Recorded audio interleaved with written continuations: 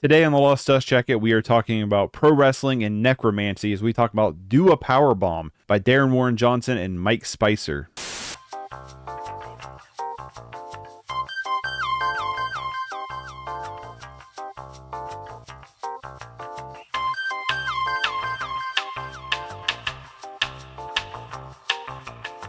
Do a Powerbomb by Darren Warren Johnson and Mike Spicer is a story about Lana Steelrose after, the book opens up with Yuya Steelrose, a professional wrestler going against Cobra Sun, a professional wrestler. Cobra Sun kind of daunting, kind of traditional lucha libre, mask and stuff like that. And during their match, Cobra Sun botches a move that ends up with Yuya Steelrose passing away. Now, I am going to stay spoiler free from here on out, but that is the setup to the book. From there, we cut to years later, and Lana Steelrose, the daughter of Yuya Steelrose, is going on her professional wrestling journey when, nobody really wants to deal with her because of her mother. Her uncle doesn't want to train her. Her dad's pretty much against, wrestling and everything like that. And everybody keeps complaining about how green she is, but she can't find a trainer. Well, one day a necromancer shows up and wants to invite her to another world tag team wrestling championship. And the winner of the championship, the necromancer, will bring somebody back to life. Now, the catches to this is she has to team up with Cobra Sun in the tournament, and also this dude doesn't think wrestling's fake.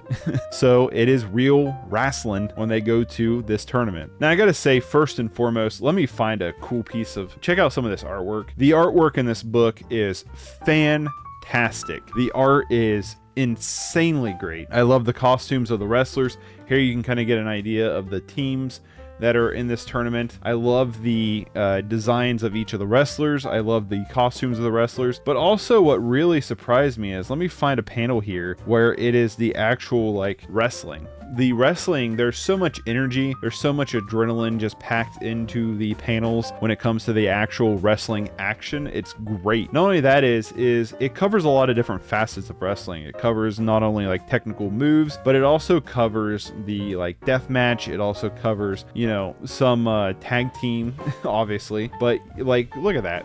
Some of the moves and stuff in here are just insanely awesome. It's action packed, and that is something I really, really enjoyed. I love the setup to this story a bunch.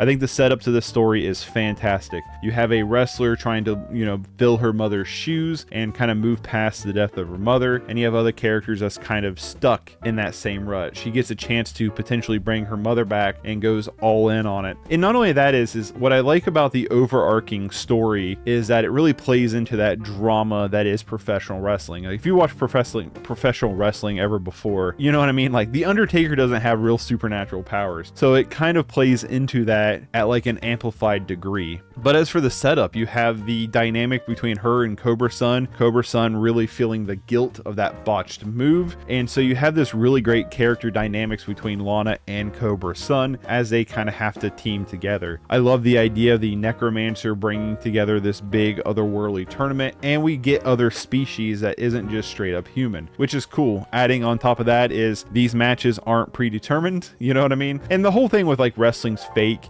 is, wrestling's not really fake. It is stuntmen doing a live action show, and it's very impressive. And the older I've gotten, the more I've actually come to appreciate professional wrestling for what it is in terms of entertainment. It's very impressive, but it is predetermined. It is scripted, you know what I mean? And to kind of take that away and then just be no, it's all real, and it kind of adds this backyard wrestling element to it, is really fun. With that all being said, I have to be honest with you guys, I really disliked the ending of this book. Now, before we go into that, I do want to throw out one other minor complaint that didn't really affect me that much, but it was something that I noticed as the book went on, and that is the actual wrestling matches in this book are very short. They're 2, maybe 3 pages long at most when it comes to the actual wrestling matches. It really feels like the matches are a couple of moves and then they're over, which is really kind of disappointing, especially considering how great the artwork is for those matches. But they're really short matches, and that is a little disappointing. But in terms of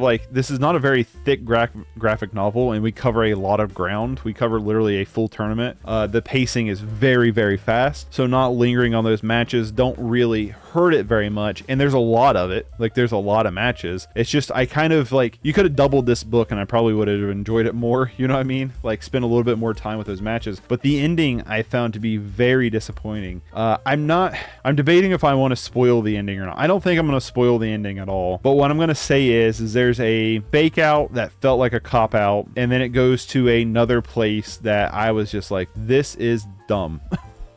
You know what I mean? Like, it goes to a place at the end that I really didn't like, that I was just like, really? You know what I mean? I will say at the very end, I loved the last panel. There is a huge resolution